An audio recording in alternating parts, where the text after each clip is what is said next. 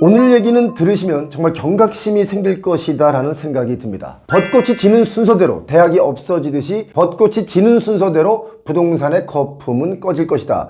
이 이야기는 제가 몇 년 전부터 해오던 이야기죠. 여러분 그거 아십니까? 다가오는 10년 후 2034년이 되면 우리나라 아파트의 공실은 전체적으로 13%가 공실이 될 것이다. 자, 그렇다면 20년 뒤 그때는 또 어떻게 될까요? 우리 아파트 짓고 나면 30년 지나면 재건축한다. 보통 30년 연한을 두고 있는데 아파트 20년 지나면 구형 아파트가 됩니다. 인구 문제 전문 민간 싱크탱크 한반도 미래연구원이라는 곳이 있는데요. 얼마 전에 인구 구조 변화가 가져올 새로운 부동산 시장 위기인가 기회인가 이것을 주제로 세미나를 개최했는데 이 세미나의 내용을 보면 참 깜짝 놀랄 만한 내용들이 들어있습니다. 한국이 오는 2040년부터는 가구 수가 하락하고 그리고 집값이 장기적으로 하락 국면에 진입할 것이다 이런 얘기를 했는데요. 저희 표용호TV에서 그동안 주기장창 이야기했던 내용이 세미나에 고스란히 녹아 있습니다. 사실 최근 몇 년도 전부터 인구는 줄어들지만 가구 수는 늘어나고 있습니다. 왜냐?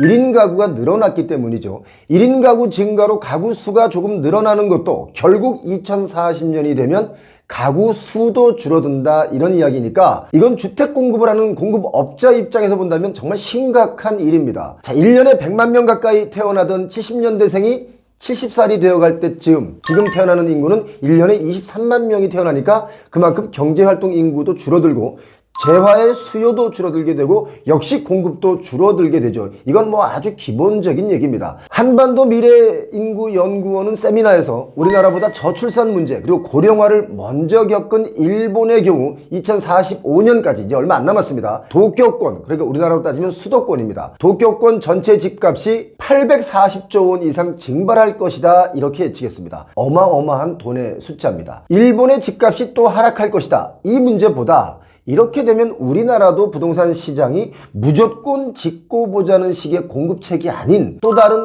혁신적인 대응책이 시급하다. 저는 그렇게 봅니다. 우토 마사하키 도쿄도시대 도시생활학부 교수는 일본의 인구구조 변화에 따른 부동산 시장의 사례로 인구 감소는 주택시장에 가장 큰 영향을 미치고 그 다음은 오피스 시장에 영향을 미칠 것이다 라고 했습니다. 이것 역시 저희 표용호TV에서 주장한 것과 같죠. 인구가 줄어 생산활동 인구가 주는데 오피스라고 해서 그렇게 호황을 누릴 수 있겠습니까? 자, 지식산업센터 요즘 공급 과잉이죠. 공실투성입니다. 물류센터 역시 시행사에서 많이 지었습니다. 공급 과잉이기 때문에 지금 최근에는 짓자마자 30% 40% 싸게 매물로 나와 있는 곳이 아주 수두룩합니다. 그리고 강남이나 여의도와 같은 최상급지에서 그런 지역에서조차 오피스텔이나 도시형 생활주택이 미분양이 많이 나니까 주거형 말고 수익형 오피스가 부족해 라면서 언론에 많이 흘리면서 오피스 건물들을 또 많이 짓기 시작했는데요. 이 역시 제가 볼 때는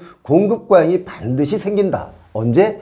내년부터 공급 과잉이 될 거라고 저는 봅니다. 우리가 그걸 피부로 느끼려면 이 공급 과잉은 아마도 26년쯤 되면 다들 느낄 수 있을 거라고 봅니다. 제가 미리 말씀드렸습니다. 그리고 우토 교수는 이런 말도 했습니다. 일본의 경우 우리의 수도권격인 도쿄권의 주택 자산 가치가 2045년에는 2019년 주택 가격의 30%까지로 하락해서 94조엔 우리나라 돈으로 840조 원이 감소할 것이 예측된다 이렇게 말했습니다. 이게 지금 주택 가격의 가치에서 30%까지 떨어지는 게 아니라 2019년도의 가격에서 30%까지를 말합니다. 엄청난 하락을 얘기하는 겁니다. 이거 부동산 시장의 핵심적인 말이라고 봐야 됩니다. 2019년 가격 기준이니까 지금 가격으로 보자면 제가 볼 때는 적어도 70에서 80%는 하락한다. 도쿄권이 그렇다라는 얘기이기 때문에 이거 귀담아 들어야 됩니다. 자, 어떻습니까? 심각한 예측 아니겠습니까? 이런 얘기를요. 정말 간과하시면 안 됩니다. 이런 얘기를 하락론자들의 이야기다 이렇게 치부하고 끝내면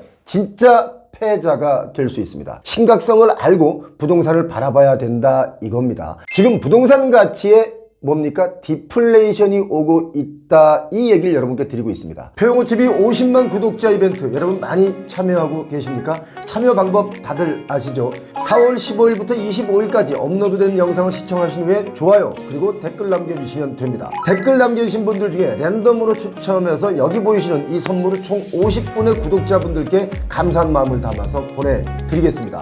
자, 그리고 또 하나의 이벤트 어디에서도 볼 수 없는 최저가 할인 혜택이 있으니까 단 열흘 동안 여러분들도 소중한 분들에게 마음을 전하셨으면 좋겠습니다. 구독자 여러분 항상 감사합니다. 고맙습니다. 우토 교수의 이야기를 좀 더 짚어보자면 집값 낙폭에는 도심에서 출퇴근 시간 요인이 가장 크게 작용한다. 그러니까 도심에서 먼 지역이 가장 먼저 하락한다, 이 이야기인데요. 출퇴근 시간이 60분이 넘어가면 집값 하락이 더 가파르게 증가한다, 이런 설명을 했습니다. 그러니까 도쿄 중심부에서 통근 시간이 30분 이내는 주택가격이 2018년 기준으로 한 9.9%, 한 10% 정도 하락을 하지만 60분이 넘어가면 29.8%, 30% 정도 하락한다는 얘기예요. 자, 90분, 1시간 반이 넘어가면 48.2%, 거의 50%, 반토막이 난다 이겁니다. 그리고 더 심각한 건 도쿄 중심부에서 120분, 거의 2시간 정도의 출퇴근 시간이 필요하다고 하면 54.7%가 주택가격이 하락할 것이다, 이렇게 예측을 했습니다. 여러분, 이거 다시 말씀드리지만 지금 가격 기준이 아니라 2018년의 가격 기준입니다. 좀 전에 말씀드린 건 2019년 가격입니다. 2018년부터 집값이 조금 뛰기 시작했죠. 그때 가격 기준으로 그만큼 하락한다, 이 이야기를 하고 있는 겁니다. 자, 이걸 남의 나라 이야기라고 생각하시면 안 됩니다. 여러 가지 경제 구조가 우리와 일본이 살짝 다르긴 하지만 우리나라 이야기도 여기에 포함이 될 수 있다, 이렇게 보시는 게 현명한 판단일 수 있습니다. 우리가 일본을 미워하지만 닮은 것이 꽤 많습니다. 다행스럽다고 할 수 있는 것은 일본이 우리보다 먼저 겪으면서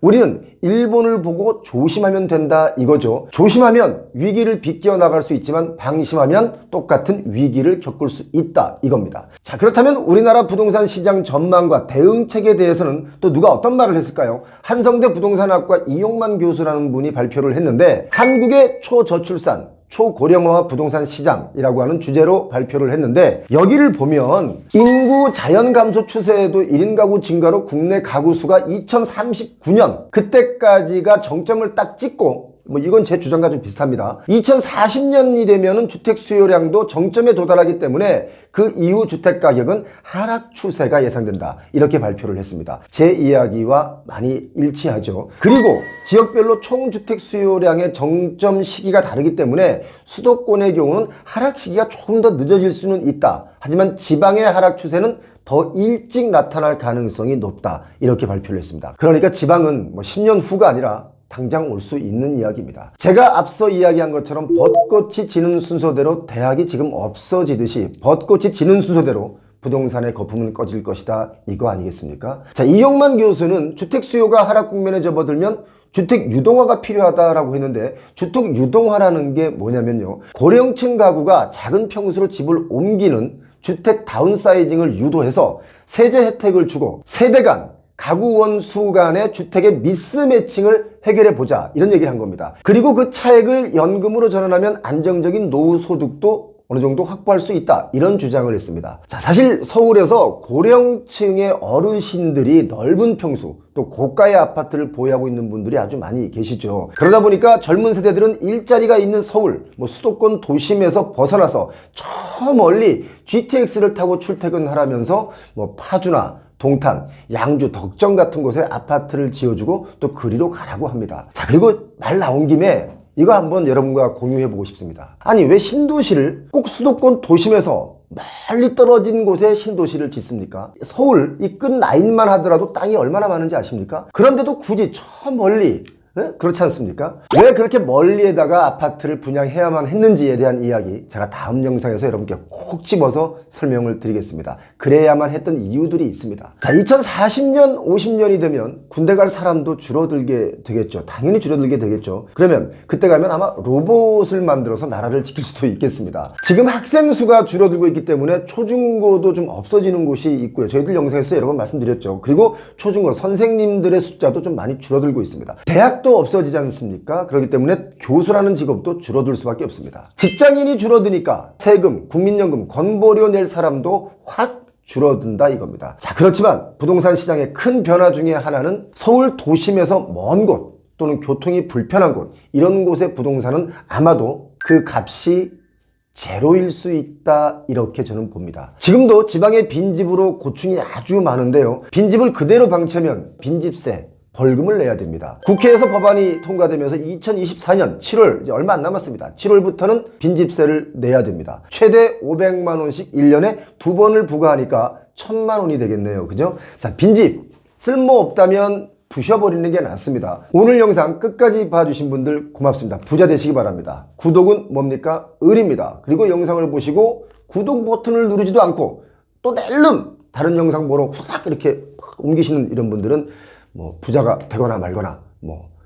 표영호TV에서는요, 거주의 가치 추구를 위해서 24년 갑진년을 맞이해서 값진 곳을 소개하는 출연자분을 찾습니다. 우리 집만의 멋진 구조나 또는 인테리어 또는 소품, 나만의 주거 공간, 건물, 카페 좋습니다. 아무거나 좋습니다. 또는 굳이 멋지지는 않더라도 소소한 삶의 행복을 누릴 수 있는 그 공간을 소개해 주실 분을 찾습니다. 표영호TV를 시청해 주시는 분들과 공유하고 싶으신 분들 관련 사진이나 동영상 간단한 소개를 저희 메일로 보내주시면 저희가 사례를 드리도록 하겠습니다. 몇 평짜리 원룸도 되나요? 상관없습니다. 어떤 공간이든 소소한 삶의 행복을 누릴 수 있는 그런 가치 있는 공간을 소개해 주실 분이면 누구나 연락을 주셔도 좋습니다.